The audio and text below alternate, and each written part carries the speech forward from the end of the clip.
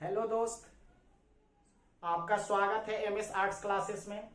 मैं लालजीत कुमार आप लोगों का स्वागत करता हूं। आज 10वीं वर्ग के संस्कृत मंगलम पाठ भाग 2 पढ़ने जा रहे हैं। मंगलम पाठ के कुछ श्लोक भाग 1 के रूप में पहले वीडियो पर अपलोड कर दिया गया है। यदि उसे नहीं देखें तो उसे एक बार अवश्य देख ले, ताकि भाग 2 को हम आसानी से समझ सकें। तो चलिए देखते हैं। प्रथमा पाठा पहला पाठ, और इस पहला पाठ में है मंगलम। तो मंगलम का अर्थ होता है शुभ, और शुभ का अर्थ होता है अच्छा या सुंदर। तो हम अपने जीवन में क्या करें कि अच्छा हो, कैसे क्या करें जिससे हमारा जीवन अच्छाइयों में बीते, क्या करें कि हमारा जीवन हमेशा सुखमय व्यतीत करते रहें। तो उस चीज के बारे में आप कल भी पढ़ें, और उसी से संबंधित आज हम अगले श्लोक में पढ़ेंगे। तो हम शुरू करते हैं। श्लोक 3 लिखा हुआ है, सत्यमेव जयते ना अनृत्यम सत्येन पंथा विततो देवयानः एन आक्रमन्ति ऋषियो हि अप्तकामा यत्र तत् सतस्य परम निधानम। ये मुंडक उपनिषद से लिया गया है। तो इसका अर्थ देखेंगे पहले। तो यह लिखा हुआ है सत्यमेव, यह 2 शब्द से बना हुआ है। पहला है सत्यम और दूसरा है एव। सत्यम का अर्थ होता है सत्य, एव का अर्थ होता है ही। तो इस तरह से हो गया सत्य ही, अर्थात सत्य ही। जयते का अर्थ होता है जीतता है, सत्य ही जीतता है। ना नृतम, ये 2 शब्द से बना हुआ, ना जोड़ अनृतम। तो ना का अर्थ होता है नहीं, अनृतम का अर्थ होता है असत्य, झूठ। तो नहीं असत्य, अर्थात सत्य ही जीतता है, नहीं असत्य। तो ये अच्छा नहीं लग रहा, अर्थात सत्य ही जीतता है, असत्य नहीं जीतता है। तो ऐसे अच्छा नहीं लग रहा है, इसलिए और भी इसे एक रूप में बोल सकते हैं कि सत्य की जीत होती है, असत्य की नहीं जीत होती है। अर्थात सत्य की जीत होती है, असत्य की नहीं। सत्येन पंथा विततो देवयान। तो सत्येन का अर्थ हो गया सत्य से, पंथा का अर्थ होता है रास्ता। तो सत्य से रास्ता, विततो का अर्थ होता है विस्तृत होती है, विस्तार होता है। देवयाना, देवलोक के लिए, अर्थात सत्य से रास्ता विस्तार होता है देवलोक के लिए। तो विस्तार होता है, क्रिया पीछे चला जाएगा। तो सत्य से रास्ता विस्तार होता है देवलोक के लिए, इसे आ रहा है। तो इसका क्या हो जाएगा, सत्य से रास्ता विस्तार होता है। तो यानी किसकी रास्ता, तो देवलोक के लिए। तो देवलोक आगे चल जाएगा, और ये विद्युतो वाला जो अर्थ है पीछे चला जाएगा। तो यानी सत्य से देवलोक के लिए रास्ता विस्तार होता है, देवलोक के लिए रास्ता विस्तृत होती है। तो यहां से क्या हो गया कि सत्य ही जीतती है, अर्थात सत्य की जीत होती है, सत्य की जीत नहीं होती है। सत्य से देवलोक के लिए रास्ता विस्तृत होती है। अगला है ये, यानी एन आक्रामंती, उसके बाद ऋषियों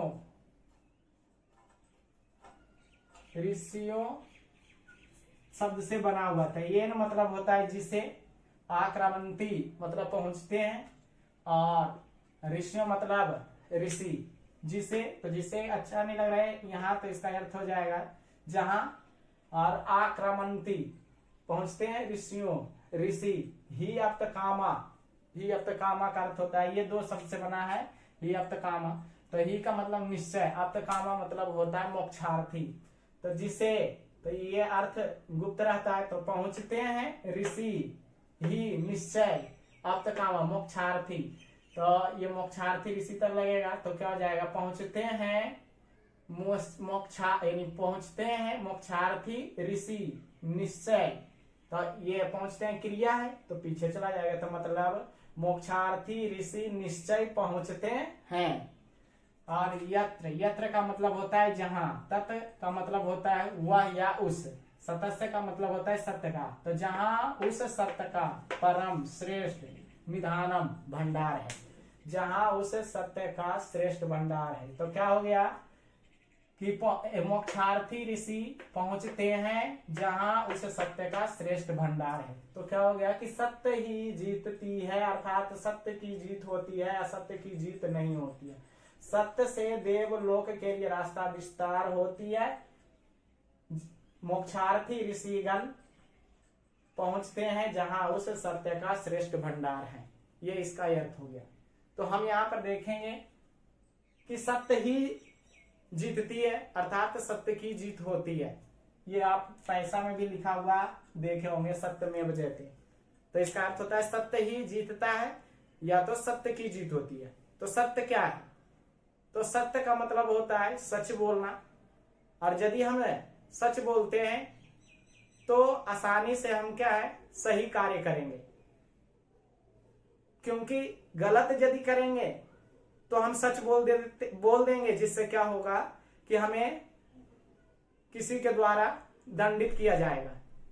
इसलिए क्या है कि हमें सच बोलना चाहिए। सच का मतलब सही बोलना, सही बोलेंगे तो सही करेंगे, और सही करेंगे तो हमेशा मेरा सही होगा। सही कार्य करेंगे तो किसी तरह की समस्या उत्पन्न नहीं होगी, और मेरा काम में, अर्थात हमारा काम में कोई बाधाएं उत्पन्न नहीं होगा, और आसानी से वह कार्य को हम कर लेंगे।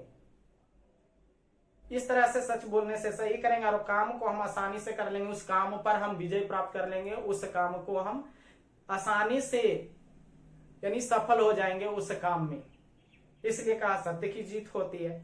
और असत्य यदि हम बोलते हैं तो क्या होता है कि हम उस काम को करते हैं लेकिन हम समस्याओं में बच जाते हैं, क्योंकि गलत काम में ही असत्य बोला जाता है, और गलत काम करने वाले को एक ना एक दिन उसका परिणाम भोगना ही पड़ता है। इसलिए यानी सत्य की जीत होती है, और असत्य कभी जीतता नहीं, क्योंकि वह एक ना एक बार पकड़ा जाता है। जैसे हम झूठ बोल रहे हैं, झूठ तभी बोलते हैं जब गलत कार्य करते हैं, और गलत कार्य करेंगे तो आज न कल हम पकड़ा ही जाएंगे। इसलिए असत्य कभी जीतता क्या है, नहीं, उसकी जीत नहीं होती है। और कह रहा है कि सत्य से देवलोक के लिए भी रास्ता विस्तार होता है। तो यदि हम सच बोलते हैं तो हमें क्या है, देवलोक के लिए रास्ता विस्तार होता है। इसका मतलब क्या है, देवलोक मतलब स्वर्ग।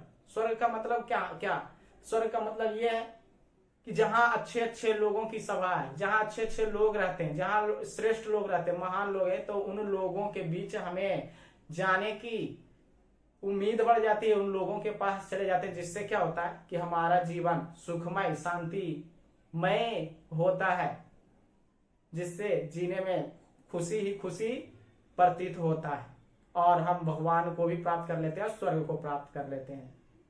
अगली बात और क्या है, तो कह रहा है क्या, और कारण मोक्षार्थी ऋषिगण वहां पहुंचते हैं जहां सत्य का भंडार होते हैं।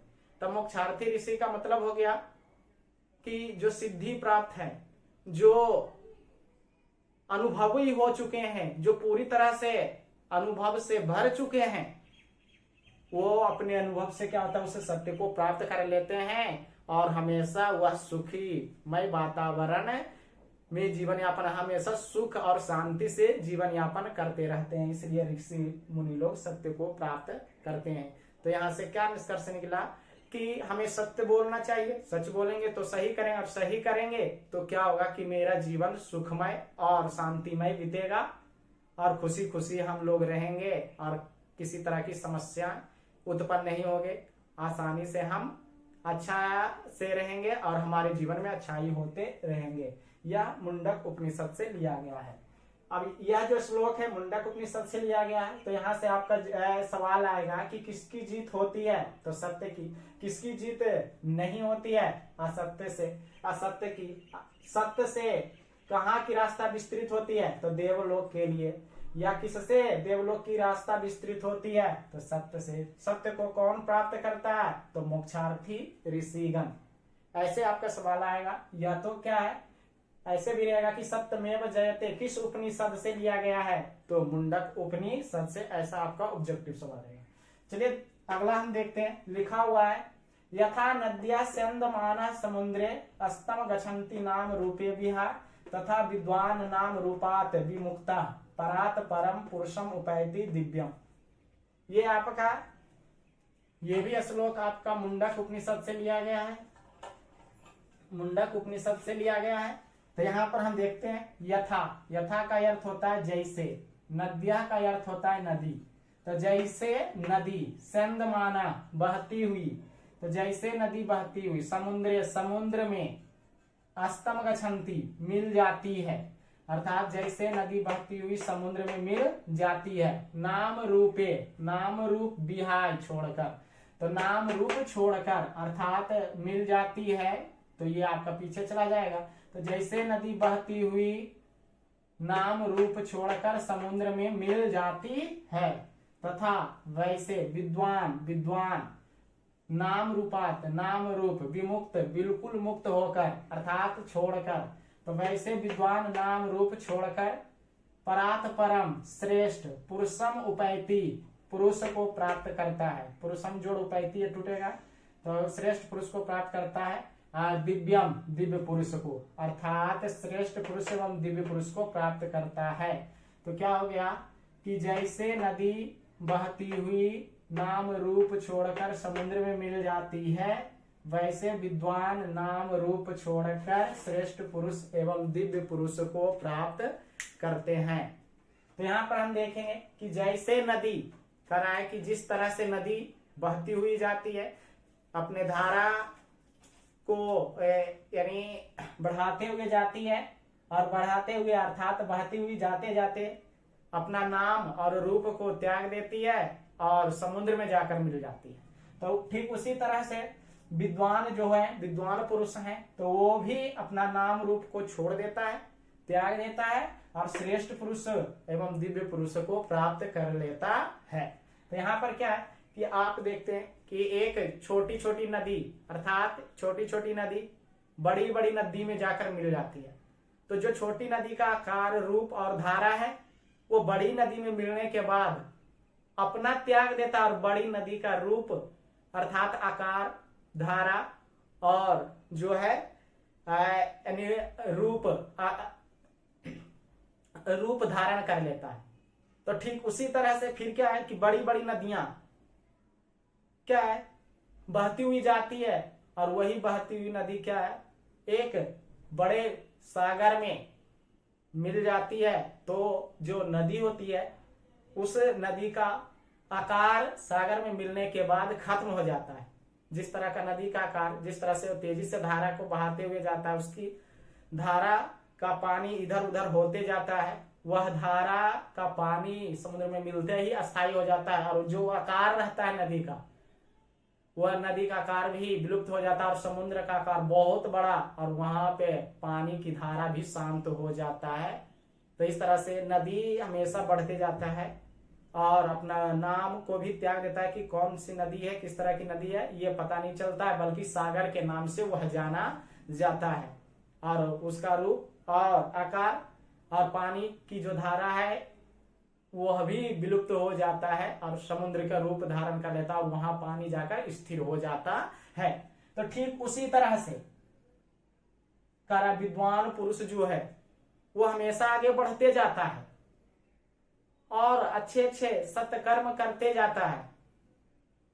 विद्वान जो होता है सही कार्य मतलब एक दूसरे का भलाई का कार्य, एक दूसरे का मदद करना, एक दूसरे की कल्याण के लिए कुछ मंतव्य देना और अपना कार्य करना। इस तरह से वह करते हुए क्या है अपना नाम को भी नहीं होने देता है। अर्थात कहने का मतलब है कि उतना भलाई करने के बाद भी उसका नाम होता है, पूरा नाम होता है, लेकिन उस नाम से कोई मतलब नहीं रखता है। कैसा दिखने में लग रहा, इससे भी कोई मतलब नहीं रहता है, बस वह केवल अच्छा कार्य करते ही चला जाता है और श्रेष्ठ पुरुष, अच्छे अच्छे पुरुषों को, विद्वान पुरुषों को प्राप्त कर लेते हैं, अच्छे अच्छे पुरुषों के बीच चले जाते हैं, जिससे क्या होता है, उसका जीवन सफल हो जाता है, वह शांति महसूस करता है और उसका जीवन सुखमय जैसा दिखता है, प्रतीत होता है, और वही आदमी श्रेष्ठ अच्छे आदमी भगवान को प्राप्त कर लेता है। ऐसा तो इस तरह से नदी के समान अपना, जिस तरह से नदी नाम रूप त्यागता है, उसी तरह से विद्वान अच्छे अच्छे कार्य करते हैं और नाम गाम से कोई मतलब नहीं रखता है, और वह हमेशा एक दिन श्रेष्ठ पुरुष और भगवान को प्राप्त कर लेता है। तो इस तरह से मुंडक उपनिषद में, तो इसका अर्थ सवाल आएगा कैसे कि नदी क्या त्याग कर समुद्र में मिल जाता है, तो नाम रूप कह रहा है, कौन नाम रूप छोड़कर दिव्य पुरुष को प्राप्त करता है, तो विद्वान है। नाम रूप त्याग कर किसे प्राप्त करता है, श्रेष्ठ पुरुष एवं दिव्य पुरुष को प्राप्त करता है। यह मुंडक उपनिषद से लिया गया है। अगला श्लोक है, वेदा यहम एतम पुरुषम महांतम आदित्य वर्णम तमसः परः तात तमेव विदित्वा यति मृत्युम एव न अन्य पंथा विद्यते आयना। ये थोड़ा सा हार्ड श्लोक है, समझेंगे। तो वेद जोड़ अहम और जोड़ ये टूटता है एतम, कह रहा है वेद का मतलब होता है समझता है, समझते हैं या तो बोलते हैं, अहम मैं, तो समझते हैं रहने दो मैं, और कुछ हो गया एतम का अर्थ होता है ये भी रहने दो, कह रहा पुरुषम पुरुष, महानतम महान, तो यहाँ से क्या हो गया महान पुरुष, तो ये एतम आया, तो ये पुरुष महान है या महान पुरुष, और वेतम था तो समझते हैं, तो ये क्रिया पीछे चला जाएगा, तो मतलब ये यानी ये पुरुष महान समझते, अर्थात महान पुरुष समझते हैं। आगे है आदित्य वर्ण मतलब सूर्य के प्रकाश, तमसः का मतलब होता है अंधकार, परहतात दूसरा, तो यहाँ से है कि अंधकार स्वरूप दूसरा, अर्थात आदित्य वर्ण, तो अंधकार आगे आ जाता है, तो क्या, और मैं यहाँ था तो मैं अंधकार स्वरूप, आदित्य वर्ण मतलब ये हो गया आपका सूर्य के प्रकाश स्वरूप, परहतात दूसरा, तो मतलब दूसरे सूर्य के प्रकाश स्वरूप, ये महान पुरुष समझते हैं। ये आगे चला जाए तो क्या हो गया कि मैं अंधकार स्वरूप, दूसरा सूर्य के प्रकाश स्वरूप, ये महान पुरुष समझते हैं। अगला है तमेव यानी तमेव का अर्थ होता है वैसा ही, विदित्वा इति जानकर, मृत्यु को, अर्थात वैसा ही जानकर मृत्यु हो जाती है, अर्थात मृत्यु पार करती है। और ना मतलब नहीं, अन्य मतलब अन्य, नहीं अन्य पंथा रास्ता, तो नहीं अन्य रास्ता विद्यते है, नहीं अन्य रास्ता है, आयना पार करने के लिए, अर्थात अन्य रास्ता पार करने के लिए नहीं है। तो क्या हो गया कि मैं अंधकार स्वरूप, दूसरा प्रकाश स्वरूप, ये महान पुरुष समझते हैं, ऐसा ही समझकर मृत्यु पार करते हैं, अन्य रास्ता मृत्यु पार करने के लिए नहीं है। तो क्या है, तो जो विद्वान पुरुष होते हैं, विद्वान जो अच्छे पुरुष होते हैं, जो सही कार्य करने वाले होते हैं, जो लोगों की भलाई, हर तरह की दुख दर्द कष्ट में सहयोग करने वाले जो होते हैं, वो लोग विद्वान पुरुष समझे जाते हैं। तो वो लोग क्या है, अपने को अंधकार समझते हैं और दूसरे को प्रकाश स्वरूप, सूर्य के प्रकाश स्वरूप। कह रहा है जो विद्वान पुरुष होते हैं अंधकार अपने आप को समझते हैं, अंधकार का मतलब होता है अज्ञान, मूर्ख।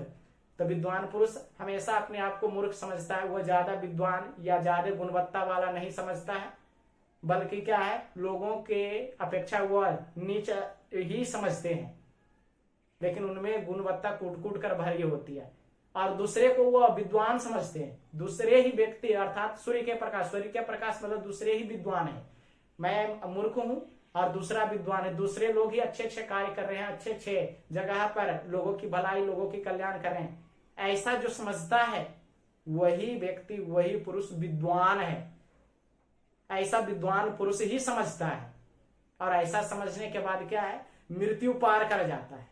अर्थात कह रहा है मृत्यु पार कर जाता है, इसका मतलब है पूरा जीवन को वह जी लेते हैं और वह शांति वातावरण में रहते हैं और वह स्वर्ग की प्राप्ति कर लेता है और इसके अलावे अन्य रास्ता स्वर्ग पाने का नहीं है। कहने का मतलब है जैसे आपका क्या है, एग्जाम्पल लेते हैं तो दो आदमी के बीच लड़ाई हुई, उनमें से एक श्रेष्ठ व्यक्ति है, विद्वान व्यक्ति है, तो गलती क्यों ना हो दूसरे का, फिर भी वह कहते हैं कि जो हुआ से हुआ, चलो तुमने ही गलती किया, हो सकता है हमारे कारण ही कोई गलती होगी जिसके चलते क्या है परेशानी बढ़ रही है, इसलिए चलो हम ही गलती स्वीकार करते हैं। आइंदा मतलब ऐसा नहीं होना चाहिए, हमारी ही गलती है, हम ही कुछ कर दिए, हमारे चलते ही ऐसा हो रहा है, ऐसा अब ना हो, इसलिए यहां से ही ये समस्या समाप्त कर दो, ऐसा समझते हैं। ऐसा इसलिए वो समझा क्योंकि आगे करने से घर में परेशानी होगी, लोग चिंतित रहेंगे, आर्थिक समस्याएं उत्पन्न हो जाएगी क्योंकि लड़ाई झगड़ा होगा, रुपया पैसा होगा, थाना केस होगा तो इधर उधर देना पड़ेगा और क्या है हमेशा वो टेंशन में रहेगा, हमेशा वह चिंतित रहेगा कि किसका भी इसको परेशान करे, जिससे क्या है उसका जीवन बेकार जैसा बीत जाता है। इसलिए विद्वान लोग लड़ाई झगड़ा से खत्म कर देते हैं, लड़ाई झगड़ा से हट जाते हैं, जिससे क्या है आगे वह अच्छे तरीके से जीवन यापन करते हैं। ऐसा समझकर पूरे जीवन अच्छे ढंग से वह जीता है और स्वर्ग प्राप्त कर लेता है। और ऐसा ही समझेगा तब होगा, नहीं यदि ऐसा समझे तो मृत्यु पार नहीं होगा, स्वर्ग नहीं, और ऐसा मतलब स्वर्ग प्राप्ति नहीं, तो विद्वान वाले जो गुण है ऐसा करके स्वर्ग की प्राप्ति कर लेता है और इसके अलावा कोई रास्ता स्वर्ग प्राप्ति करने के लिए नहीं है। ये आपका मंगलम चैप्टर का यानी अंतिम श्लोक था।